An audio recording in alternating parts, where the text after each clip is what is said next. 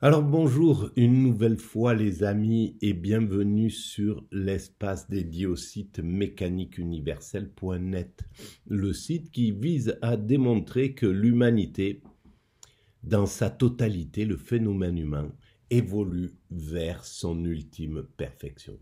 Voilà, c'est l'horizon de l'humanité. Alors, il faudra quelques siècles encore d'évolution, mais nous avons fait la plus grande partie du chemin entre le moment où nous nous sommes séparés des autres primates et aujourd'hui on a fait toute une partie du chemin.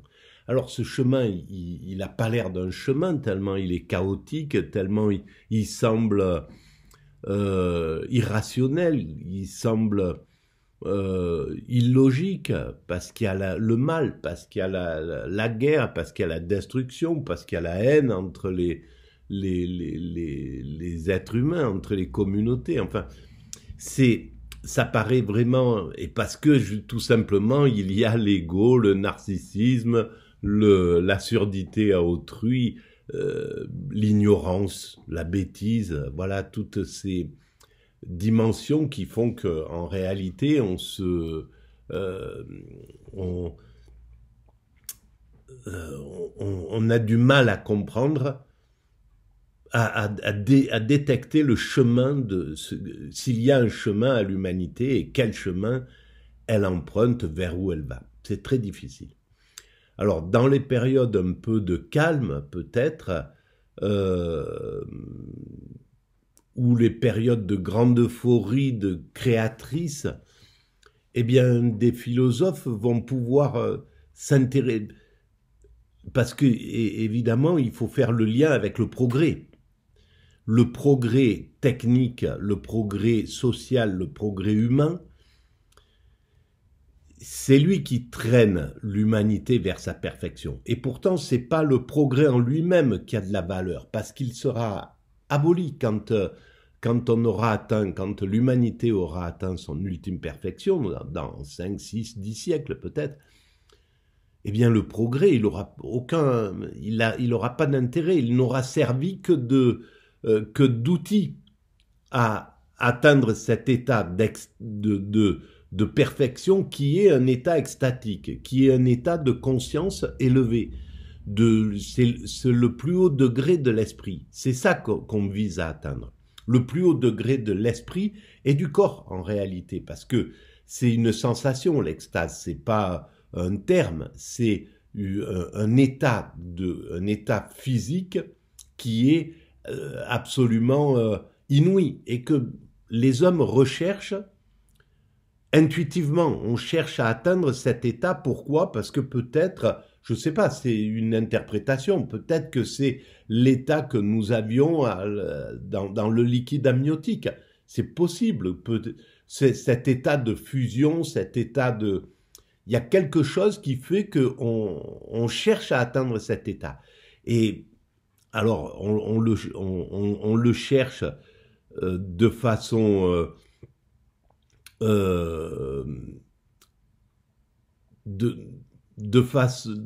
dans les façons qui sont abordables à l'homme constructeur que nous sommes. C'est-à-dire avec des produits annexes, l'alcool, les produits, les drogues, etc., ou les médicaments, pour atteindre cet état de zen qu'on cherche, un état un peu où on est en sérénité, où on n'a plus où la peur disparaît, c'est le cas souvent avec l'alcool, les angoisses disparaissent, voilà, on le cherche avec ces outils qui font du mal en réalité. Voilà, on finit par...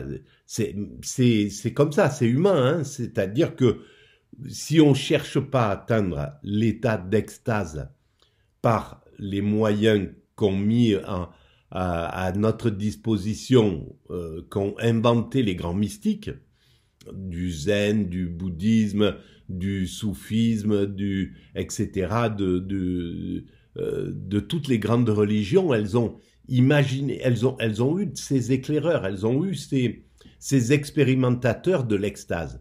Simplement, pour atteindre cette extase par cette cette voie spirituelle, eh ben, il faut se concentrer, c'est un effort surhumain, c'est pas un effort humain, c'est parce qu'il faut étouffer son ego, étouffer ses pulsions, étouffer ses désirs, étouffer ses envies, etc., pour atteindre cet état cet état de perfection. Cette difficulté me ramène à la lecture d'une petite nouvelle de Tolstoï. Tolstoï et une grande partie des écrivains russes sont tout simplement des génies, des génies de l'affectif, de la psychologie, c'est inouï. Et dans une de ces nouvelles, qui est sur le site mécaniqueuniverselle.net, sur le je ne sais plus où je l'ai mis.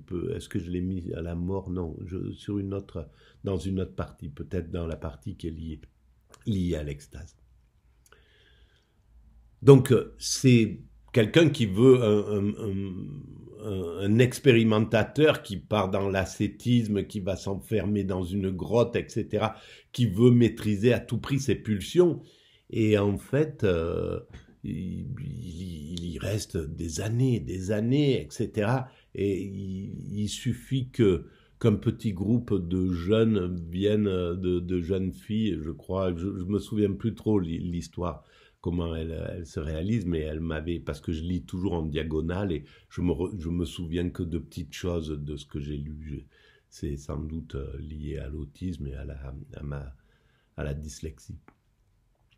Mais donc, voilà, il reste dans cette grotte, dans cet ascétisme absolu, et puis quelques jeunes vont le tenter pour jouer un petit peu, et en fait, ça le perturbe complètement. Donc, ça veut dire que c'est extrêmement dur pour nous d'atteindre cet état. Voilà, c'est peut-être, il faudrait interroger des gens comme Mathieu Ricard, lui demander tout le travail qu'il y a eu pour atteindre un peu de sagesse, un peu de sérénité. Donc, c'est pas à la portée de l'individu ordinaire. Et c'est pas pour rien. C'est parce que dans cet état, il n'y a plus l'envie de construire, il n'y a plus l'envie de développer le progrès, de continuer à faire ce que nous faisons, c'est-à-dire construire des systèmes pour être en communication, pour aller vers l'unité, pour aller vers l'unification. Tous les instruments qu'on construit, la plupart, c'est justement pour établir des communications entre l'humanité, pour tisser une sorte de réseau pour l'humanité future.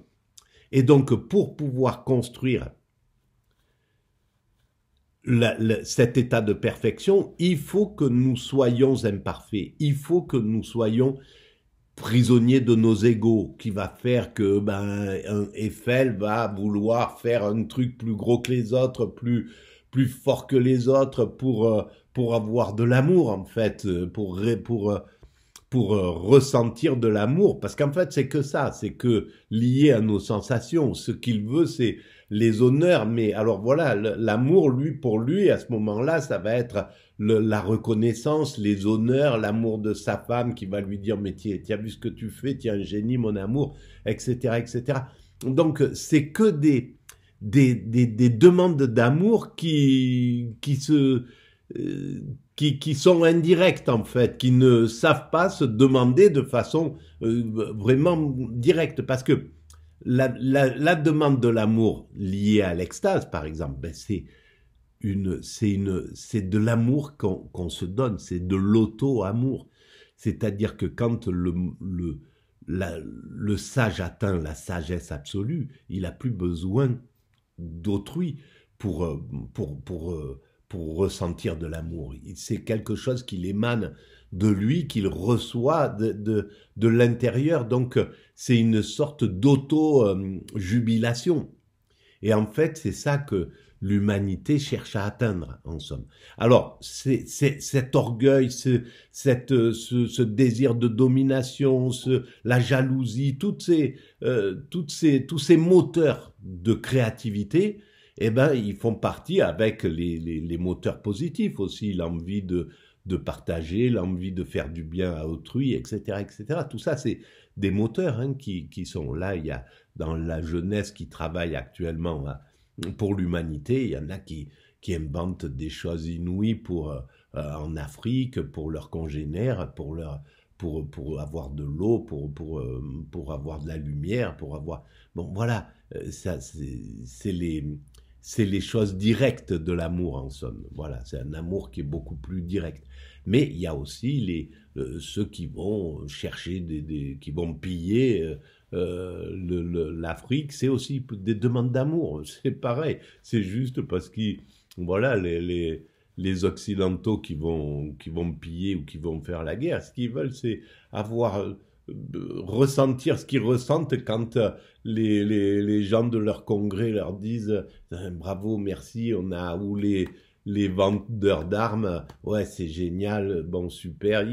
Voilà, ils ressentent ces sensations-là d'être les boss, quoi. Voilà.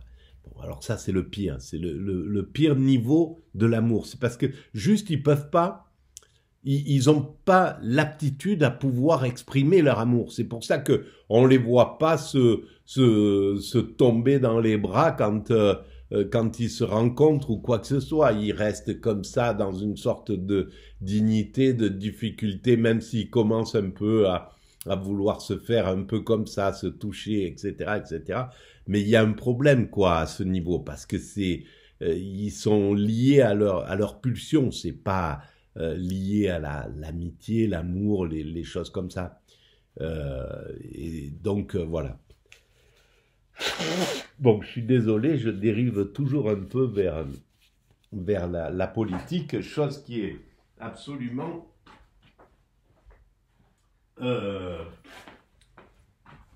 qui n'a pas un grand intérêt parce que ça se bouleverse tout le temps. Bon, bref, voilà. Alors, l'humanité va donc, on construit cet état de perfection.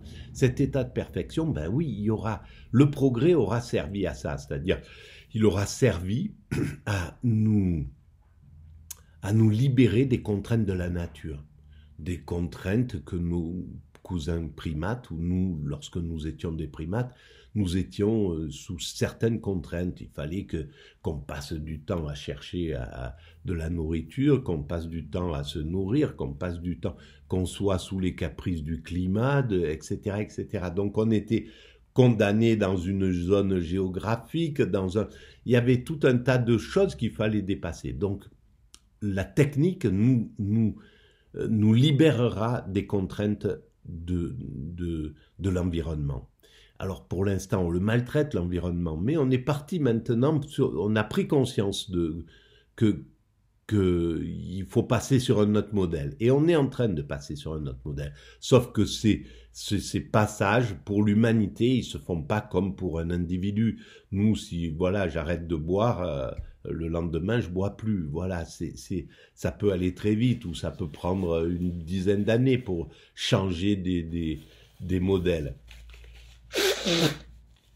Une amie m'a dit hier, ou il y a quelques jours, qu'il fallait à peu près 30 jours pour changer une habitude. Voilà, par contre, pour changer l'habitude de l'humanité, il faut peut-être 3 décennies. Voilà, des choses comme ça. C'est à un autre niveau. Donc, voilà, ça c'est pour l'introduction à cette nouvelle vidéo que je vais faire, qui va concerner quelque chose que j'ai écouté cette nuit et qui m'a... Il y a beaucoup de choses, c'est vraiment super intéressant. Alors ça, c'est peut-être l'émission de France Culture qui est complètement incroyable. C'est Avec philosophie de Géraldine Moulman. Et je pense que c'est de tout ce que j'ai écouté, il y en a eu plusieurs qui ont animé cette émission de philosophie, et je pense que c'est peut-être celle qui est la plus philosophe de tous ceux qui ont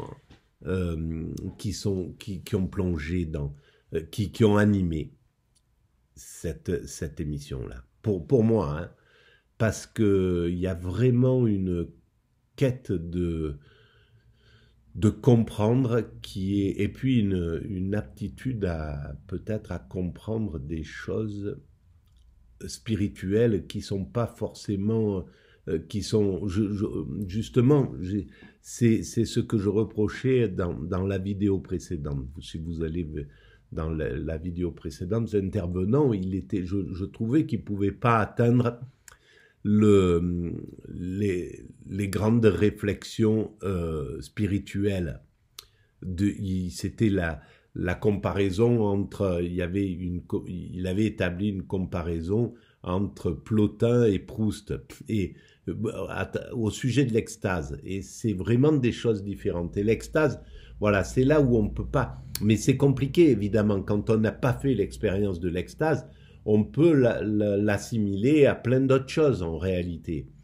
Et c'est ça le problème, c'est ce qui fait qu'on ne comprend pas les mystiques. Parce qu'il faudrait faire l'expérience mystique pour pouvoir comprendre ce qu'ils disent et sortir de l'idée que c'est des délirants, que c'est des gourous, que c'est des abuseurs, ou je sais pas, enfin des gens qui cherchent à manipuler le monde. C'est autre chose, les grands mystiques. Voilà. Alors, donc là, cette émission qu'elle a, la semaine là, elle a mis en œuvre une série qui s'appelle La métaphysique est-elle un délire? Et ça, c'est vraiment intéressant. Voilà, c'est quand même, c'est vraiment. Alors, il y a plusieurs intervenants dans cette émission-là. Il y a Élie During, philosophe, maître de conférence à l'Université de Paris 10 Nanterre, Anna Longo, philosophe, directrice de programme au Collège international de philosophie, Pierre Cassou-Nogues, philosophe et mathématicien, auteur d'un essai sur la philosophie de Jean Cavaillés. Eh ben, on va y aller, mais alors c'est costaud, hein, parce que j'ai écouté ça cette nuit. Alors je l'ai écouté de façon, voilà, en somnolent, et ça fait que j'ai juste entendu des choses, mais même si je l'avais entendu de façon attentive, ça vole trop haut pour mon petit cerveau. C'est très compliqué. Il faut vraiment maîtriser les termes. Voilà, c'est du niveau de l'université de philosophie, quoi, hein, à ce degré-là. Mais c'est vraiment super intéressant. Donc je découvre en même temps et je commente éventuellement, ou je mets mon petit grain de sel là-dedans. Voilà, c'est un truc intéressant ça. Avant, il fallait rencontrer à tout prix, les philosophes devaient se rencontrer à travers des séminaires, des choses, etc. Et maintenant, ben oui, ça me manque de pas avoir leur retour. Évidemment, qu'ils puissent pas dire, qu'ils puissent dire, non mais là vous délirez là, monsieur Tonizzo, vous êtes à côté de vos pompes. Pardon. Donc ça manque évidemment, mais ben c'est un truc qui est, voilà, je me suis adapté au fait que je vis isolé et que je suis pas dans le je suis pas un universitaire et que le système ne peut pas prendre des gens pour l'instant. Il s'intéresse pas aux autodidactes qui sont pas dans le sérail, quoi. Il faut faire partie du sérail pour être entendu à ce niveau-là. Ou alors il faut faire assez de forcing, parce qu'ils m'interdiraient pas si je faisais le forcing pour rentrer dans le système, si j'allais à la fac, si j'essayais d'intervenir, de faire, il y aurait aucun problème. C'est moi qui me mets mes propres limites. Ma timidité empêche déjà cette partie-là. Je ne vais pas leur mettre la faute au système, pas du tout. Allons-y. France Culture. France Culture, avec philosophie, Géraldine Mühlmann.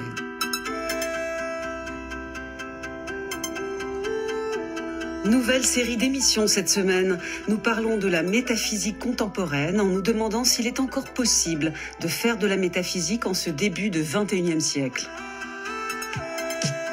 Un titre provocateur pour cette série serait « La métaphysique n'est-elle qu'un délire ?»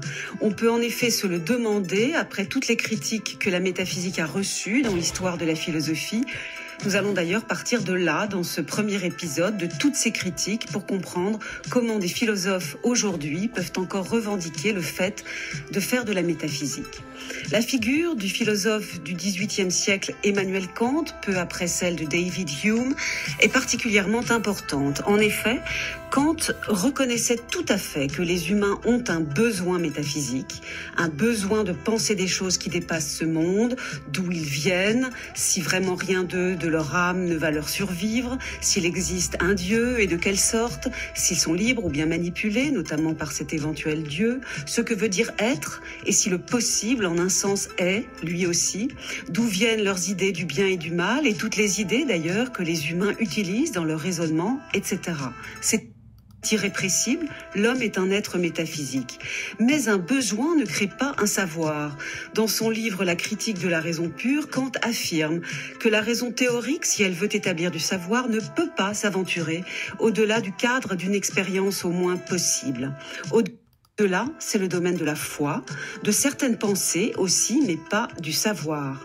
Les philosophes qui font aujourd'hui de la métaphysique conçoivent-ils leur activité comme la quête d'un savoir, ou considèrent-ils qu'ils s'évadent seulement en pensée, voire produisent des fictions, un peu comme les science-fictions des romanciers et des cinéastes? Je vais le leur demander. Alors voilà, tout est posé, le cadre. Évidemment, voilà. Il y a les deux choses. Il y a ceux qui pensent que la science peut répondre et doit s'occuper de tout, de tout ce qui est raisonnable, de tout ce que l'humain peut penser, produire, et que la philosophie doit suivre ce chemin de la science, c'est-à-dire ne pas sortir du cadre de ce qu'elle peut comprendre, de ce qu'elle peut toucher, de ce qu'elle peut voir, de ce qu'elle peut, dont elle peut vraiment rendre compte. Le divin, on ne peut pas rendre compte du divin. On peut croire, imaginer, on peut penser on peut dire que le divin est dans l'atome. C'est ce que j'écris sur la mécanique universelle, que c'est les particules élémentaires immatérielles. Mais c'est à ce moment-là, c'est de l'ordre évidemment d'une sorte de croyance. Mais en même temps, pour revenir juste sur ce point-là, le fait que les particules élémentaires immatérielles, que les scientifiques décrètent qu'ils vont appeler ça le boson, le quarks, etc., etc., plutôt que d'appeler ça Dieu,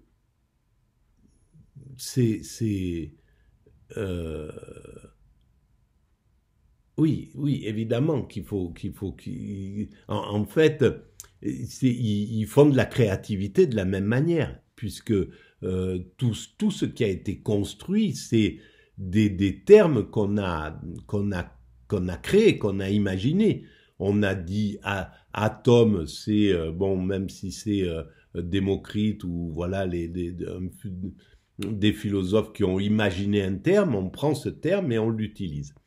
Alors, il y a ces deux types de questions. Est-ce que, pour moi, la philosophie est contrainte de s'intéresser à la métaphysique? Tout simplement parce que elle est le lien entre le spirituel et le scientifique. Et donc, c'est elle qui doit faire ce lien-là entre les deux. Si elle passe du côté du matériel, c'est le problème de la société actuelle qui devient matérialiste et qui, en oubliant le spirituel,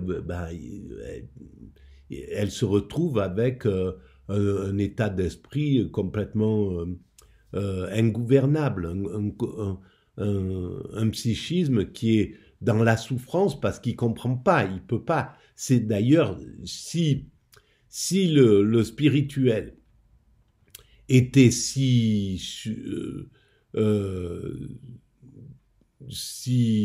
illogique, eh bien, l'humanité n'aurait aucun mal à passer à s'émanciper de l'idée de Dieu, de l'idée d'un divin, de quelque chose, d'un principe créateur. Elle aurait aucun mal. Mais s'il y a cette difficulté, même dans le monde ordinaire, même chez les scientifiques, etc., c'est qu'il y a quelque chose qui fait que c'est pas pour rien, quoi, que c'est là. Alors en tout cas, pour moi, on ne peut pas rendre compte de la réalité par la réalité. Elle suffit pas, tout simplement parce que la matière, à un certain degré, n'existe plus. Donc, dans cette partie où elle n'existe plus, où la matière n'a plus pas existé, pour l'instant, au niveau des lois, de nos lois, et les lois sont quelque chose qui évolue. Ce qu'on pense scientifiquement aujourd'hui, ça n'a rien à voir avec ce que pensaient les scientifiques du XIIIe siècle. Et pas plus que, etc., etc. On peut remonter. Donc, la science, elle évolue. Et donc, cette évolution fait que rien n'est stable. C'est pas stable. C'est pas. Si ce qu'on a découvert aujourd'hui au niveau scientifique, c'était valable dans 500 ans, bon ben, bien sûr qu'il y aurait, on peut s'établir, ça serait solide, ça serait des bases solides. Mais c'est pas le cas. Dans 500 ans, on sera sans doute à un autre niveau de la science. Voilà. Alors pour cette vidéo, je vais arrêter là. C'est l'introduction. Et donc, si vous pensez qu'il y a un peu d'intérêt à ces vidéos, à cette réflexion sur l'évolution de l'humanité, cette réflexion sur la métaphysique, là, entre autres, parce que c'est la semaine qui est consacrée à ça sur l'émission Avec Philosophie. Vous pouvez mettre des pouces, vous pouvez vous abonner, vous pouvez envoyer le lien à vos amis, vous pouvez établir des liens avec d'autres sites, vous pouvez participer à l'émergence de cette théorie. Vous pouvez laisser des commentaires, vous pouvez aller visiter le site mécaniqueuniverselle.net où j'essaye de démontrer de façon rationnelle qu'il y a du divin, que l'humanité a un sens, qu'elle a une finalité. Et effectivement, normalement, la science n'a pas à s'occuper de où va l'humanité, puisque ça, c'est quasiment... on ne peut pas établir de certitude. On ne peut pas dire que dans 300 ans, l'humanité sera encore debout ou quoi que ce soit. Il n'y a rien qui peut le démontrer. On peut s'occuper que de l'instant. Mais alors, ça veut dire qu'on ne peut pas s'occuper non plus de tout de suite derrière nous, du futur qu'on ne connaît pas. De demain, c'est improbable. Donc, c'est compliqué d'écarter je trouve que ça a été écarté un peu à la légère, la métaphysique. Voilà ce que je veux dire sur ça. À mon sens. Mais non, mais c'est jamais à la légère, parce que si les choses se font, c'est qu'elles devaient se faire comme ça. Voilà. Il y a aussi un petit truc maintenant, un appel aux dons. Voilà, il faut que je le signale, c'est tout. Et ben, je vous dis à très bientôt et je vous remercie de votre présence et des échanges qu'on a un peu par courriel. Merci à vous et je vous dis à très bientôt.